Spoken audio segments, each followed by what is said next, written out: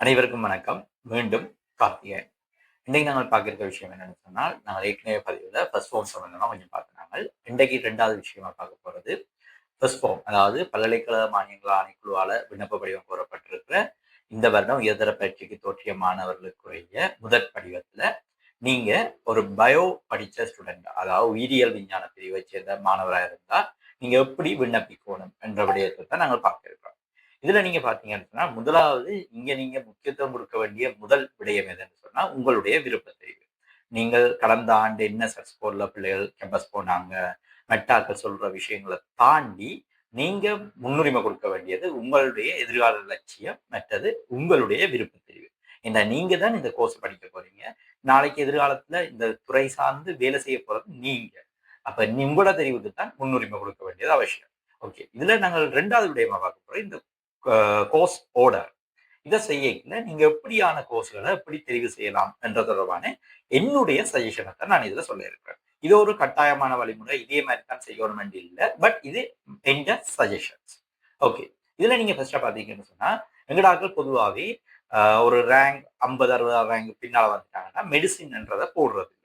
அப்படி போடாம விடணும்னு சொல்லி எந்த ஒரு கட்டாயமும் இல்லை. இப்ப நீங்க கடந்த வருடம் பாத்தீங்கன்னா திருவண்ணாமலை மாவட்டத்துல டென்டல் போனால் மெடிசினுக்கு அடுத்த ரேங்க்ல வந்தாக்கள் டென்டல் போகல.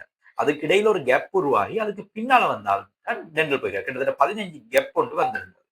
அப்ப டென்டல் அடுத்தது நீங்க போடையிலும் கட்டாயம் நீங்க மெடிசின் ரேங்குக்கு அடுத்ததா இருந்தா தான் டென்டல் போடணும், இல்ல வெட்டினரி போடணும் அவசியம் இல்லை. அதுக்கு பின்னால இருந்தாலும் நீங்க போடையிலும். ஓகே, அப்ப இந்த முதல் 3 கோர்சஸா வரக்கூடிய விடயங்களை நீங்க முன்னுக்கு கட்டாயம் போடுங்க என்றதான் இந்த சஜஷன்.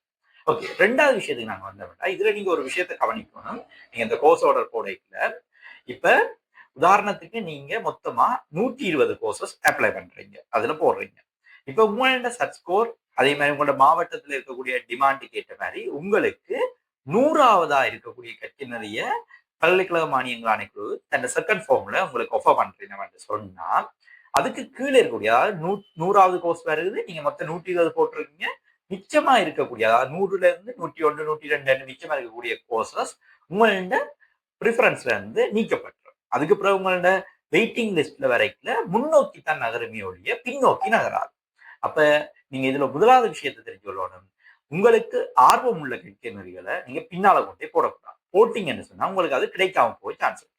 அதே 2வது சந்தர்ப்பத்தில் இன்னொரு விஷயத்தை நீங்க பார்க்கணும்.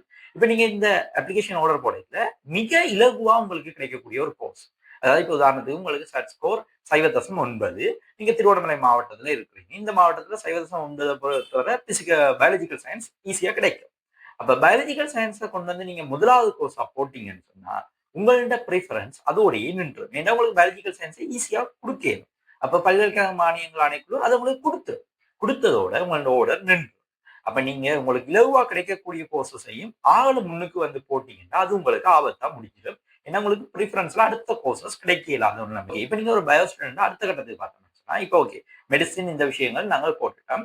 இதுக்கு பின்னால போயிட்டு நீங்க தெரிவு செய்யக்கூடிய கோர்சஸ்ல பராமெடிக்கல் கோர்சஸ் என்ற கேட்டகரி ஒன்று இருக்கு. அதாவது நர்சிங், பிசியோதெரபிஸ்ட், ஒக்குபேஷனல் தெரப்பி, அது மாதிரி மெடிக்கல் இமேஜிங் டெக்னாலஜி, இப்படி மருத்துவத்துறையோட சார்ந்த கட்டினர்கள். இந்த கோர்சஸ் சில பிள்ளைகளுக்கு ஆர்வம் இருக்கும், சில பிள்ளைகளுக்கு ஆர்வம் இருக்காது. ஏன்னா இந்த துறை பொதுவாக வைத்தியசாலையோட சேர்ந்த விடயமா இருக்கு. அப்ப உங்களுக்கு ஆர்வம் இருக்குன்னா இந்த துறை சார்ந்த கட்டினர்களுக்கு விண்ணப்பிங்க. இதுல நீங்க பாத்தீங்கன்னா இப்ப இருக்க நிலவரப்படி பிசியோதெரபி, மெடிக்கல் இமேஜிங் டெக்னாலஜி, அதே மாதிரி நர்சிங், பார்மசி, அப்படியான கோர்சஸ் ஒரு ஆர்டர்ல நீங்க அடுத்ததா பின்னுக்கு நான் சொன்ன ஆர்டர்ல போட்டுக்கொண்டு போவீங்க. இதுல நீங்க பாத்தீங்கன்னு சொன்னா சில கட்டினரிகள், அதாவது ஒரு பாருங்க. ஓகே, நீங்க இதுல இப்ப பாத்தீங்கன்னு சொன்னா பயோ ஸ்டூடெண்ட்ஸுக்கு இந்த மெடிசின் அதுக்கு பிறகு வரக்கூடியது பராமெடிக்கல் கோர்சஸ் சொல்லுவாங்க. அதாவது பராமெடிக்கல்ன்றது மருத்துவத்துறை சார்ந்த அதுக்கு ஒரு சப்போர்ட்டிவா இருக்கக்கூடிய கோர்சஸ். இப்ப nursing, radiography, physiotherapy, medical imaging technology, இப்படியான கோர்சஸ் வேறு. இதுல நீங்க பாத்தீங்கன்னு சொன்னா சில பிள்ளைகளுக்கு இந்த துறைகள்ல ஆர்வம் இருக்கும், சில பிள்ளைகளுக்கு ஆர்வம் இருக்கு. ஆர்வம் இல்லைன்னா நீங்க இதை தவிருங்க, இல்ல ஆர்வம் இருக்குன்னா அப்ளை பண்ணுங்க. குறிப்பா பார்த்தோம்னா இந்த துறைகளுக்கு வேலை வாய்ப்பு ஓரளவுக்கு கிடைக்கக்கூடிய வாய்ப்பு கூடுதலா இருக்கு. அதுலயும் இந்த கோர்சஸ் ப்ரொஃபஷனல் கோர்சஸா இருக்கிறதுனால, அதாவது நீங்க இப்போ உதாரணத்துக்கு பிசியோதெரபி படிச்சீங்கன்னா நீங்க பிசியோதெரபியா தான் வேலை செய்யலாம். பிசியோதெரபி படிச்சுட்டு எதிர்காலத்துல நீங்க பேங்க்ல போய் வேலை செய்யலாம். அப்ப அது ஒரு துறை சார்ந்த கேட்டகரியா இருக்கு. அப்படியான கோர்சஸ் நீங்க தெரிவு செய்வீங்கன்னு சொன்னா அதை பொறுத்தவரை physiotherapy, radiography, medical imaging technology, அதே மாதிரி nursing, pharmacy, medical laboratory science, இப்படியான கோர்சஸ் இந்த ஆர்டர்ல நீங்க அப்ளை பண்ணிடுங்க. இதுல உங்களுக்கு எது ஆர்வம் கூடவோ அதை முன்னுக்கு போடணும். ஓகே, அடுத்த கேட்டகரிக்குள்ள வந்தோம்னு சொன்னா நீங்க சில கோர்சஸ் பாத்தீங்கன்னா இதுல அடுத்த கட்டமா இந்த பயோ ஸ்டூடெண்ட்ஸ் அப்ளை பண்ணக்கூடிய கோர்சஸ்ல ஐடி துறை சார்ந்த கோர்சஸ் எனி ஸ்ட்ரீம் என்ற கேட்டகரிக்குள்ளால வரும். அதாவது எந்த பாடப்பிரிவு எடுத்த பிள்ளைகளை அப்ளை பண்ணக்கூடிய பிள்ளைகள் அப்ளை பண்ற கேட்டகரிக்குள்ளாலேயே பயோஸ்ட்ரீம் பிள்ளைகளை அப்ளை பண்ணக்கூடிய மாதிரி ஐடி கோர்சஸ் அது இருக்கு. அதுகள்ல உங்களுக்கு இப்போ உதாரணத்துக்கு பயோ படிச்சிருந்தாலும் எனக்கு ஐடி ஆர்வம்னு சொன்னா நீங்க ஐடி துறை கோர்சஸ்க்கு அடுத்த முதலிடத்தை கொடுக்கல.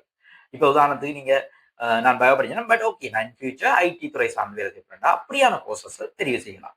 ஓகே, இப்ப 4வது கேட்டகரியா நீங்க என்ன போற விஷயம் அப்படின்னு சொன்னா இந்த பயோ ஸ்டூடெண்ட்ஸுக்குன்னு சொல்லி சில ஜென்ரலான கோர்சஸ் இருக்குது. இப்போ ஜென்ரலான கோர்சஸ் வந்து என்வாயன்மெண்டல் சயின்ஸ், அதே மாதிரி கிரீன் டெக்னாலஜி, இப்படியான கோர்சஸ் அது இருக்கு. இதுகளும் கொஞ்சம் துறைசார் கற்கை நிறைய தான் இருக்கு. அது நீங்க படிக்கலாம், அது சார்ந்த துறை ஒன்றுக்குள்ளேயே வேலைக்கு ஃபியூச்சர்ல போகலாம். அப்ப அப்படியான கோர்சஸ்ல உங்களுக்கு ஆர்வம் இருந்துச்சுன்னா அப்படியான கோர்சஸ் தெரிவு செய்யுங்க.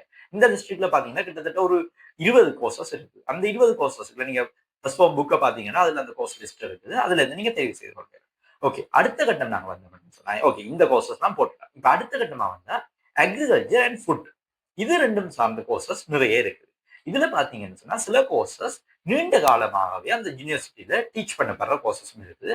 சில கோர்சஸ் ஷார்ட் பீரியட் கோர்சஸ், அதாவது அண்மை காலங்கள்ல அறிமுகப்படுத்தப்பட்ட கோர்சஸும் இருக்கு. அதுல எது உங்களுக்கு விருப்பம் என்றதை பொறுத்து அந்த ஆர்டரை நீங்க வடிவமைச்சு கொள்ளுங்க. இப்ப சில கோர்சஸ் பாத்தீங்கன்னு சொன்னால் மிக நீண்ட காலமா இருக்கிறதால இன் ஃபியூச்சர் நீங்க அந்த துறை சார்ந்த ஒரு லெக்சரரா வரக்கூடியது, அகாடமிக்குள்ள போகக்கூடியது கஷ்டமா இருக்கு. அதே புதிதாக அறிமுகப்படுத்தப்பட்ட கோர்சஸா இருந்தா நீங்க அகாடமிக் ஃபீல்டுகளுக்கு போய் கொள்ளலாம். அப்ப அது சார்ந்து சிந்திங்க. ஓகே, அதுக்கு அடுத்த கட்டத்துக்கு நாங்க வந்தோம்னு சொன்னா பின்னால வரக்கூடியது பயாலஜிக்கல் சயின்ஸ், பேசிக் அக்ரிகல்ச்சர், இப்படியான கோர்சஸ் வேற. இதுல நீங்க பாத்தீங்கன்னு சொன்னா பயாலஜிக்கல் சயின்ஸ் அப்படியான கோர்சஸ் இப்ப பாத்தீங்கன்னா வேலை வாய்ப்பு சரியான குறை. ஆனா நீங்க எதிர்காலத்துல ஒரு எஸ்எல்ஏஎஸ் வரணும், எனக்கு ஒரு டிகிரி ஹோல்டரா நான் ஒரு காம்படிட்டிவ் எக்ஸாமுக்கு தோற்ற போறேன் என்று சொன்னா நீங்க பயாலஜிக்கல் சயின்ஸ் அப்படியான கோர்சஸ் தெரிவு செய்யல.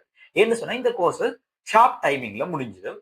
குறுகிய காலம் 3 இயர்ஸ்லயே நீங்க முடிச்சு கொள்ளக்கூடிய சான்சஸ் இருக்கு. அப்ப நீங்க முடிச்சுட்டு நீங்க இன் ஃபியூச்சர் நீங்க ஒரு காம்படிட்டிவ் எக்ஸாம் தோற்ற ஐடியாவோட இருக்கீங்கன்னா உங்களுக்கு இது ஒரு நல்ல வாய்ப்பா அமையும். ஓகே, இதை தாண்டி அடுத்த கட்டத்துக்குள்ள நாங்க வந்தோம்னு சொன்னா இப்ப புதிதாக அறிமுகப்படுத்தப்பட்ட சில கோர்சஸும் இருக்கு. அதாவது urban bio resources, aquatic bio resources, இப்படியான கோர்சஸ். இதுகளுக்கு பார்த்தோம்னா இலங்கையை பொறுத்தவரை இலங்கையில உங்களுக்கு ஒரு அரசு வேலை வாய்ப்புக்கான வாய்ப்பு குறைவா இருக்கு. ஆனா நீங்க எதிர்காலத்துல தோன்றக்கூடிய புது துறைகள்லையும் ஃபாரின் ஆப்பர்ச்சுனிட்டிஸையும் ட்ரை பண்ண போறீங்கன்னா உங்களுக்கு இதுல நல்ல வாய்ப்புகள் இருக்கு. அதுகளையும் நீங்க ட்ரை பண்ணி கொடுக்கலாம். ஓகே, இது பேசிக்கா எந்த ஒரு சஜஷன் இப்படியான ஒரு கோர்ஸ் ஆர்டர் நீங்க தெரிவு செய்யலாம். ஆனா நான் சொன்ன ஆர்டர்ல தான் கட்டாயம் போடணும்ன்ற அவசியம் இல்லை. இது என்னுடைய சஜஷன். நீங்க இன்னும் மேலதிகமா ஆய்வு செய்யலாம். இதுல உங்களுக்கு ஒரு டெக்னிக்கை நான் சொல்லி தரேன். இப்ப நீங்க கோர்ஸ் ஆர்டர் போடல, நீங்க உதாரணத்துக்கு கிரீன் டெக்னாலஜி போட போறீங்கன்னா கிரீன் டெக்னாலஜின்னு சொல்லி கூகுள்ல போயிட்டு சர்ச் பண்ணுங்க. அது ருகுணு யூனிவர்சிட்டியில இருக்கு. யூனிவர்சிட்டி ஆஃப் ருகுணு அண்ட் போட்டு கிரீன் டெக்னாலஜி அடிச்சீங்கன்னா அந்த கோர்ஸுங்க ப்ராஸ்பெக்டிவ்ஸை நீங்க எடுத்து பார்க்கணும். அதை எடுத்து பார்த்தீங்கன்னா அதுல இது தொடர்பான இந்த கோர்ஸ் தொடர்பான பூரண விதமான தகவல்கள் இருக்கு. அதன் எதிர்காலம் என்ன மாதிரி, எப்படியான வேலை கிடைக்கும், ஜஸ்ட் நீங்க உங்களோட போன்லயே இதை ரெஃபர் பண்ணி பார்க்கலாம். அப்ப நீங்க சில கோர்ஸை தெரிவு செய்யல, கூடுதலா அதோட மினக்கெடுங்க.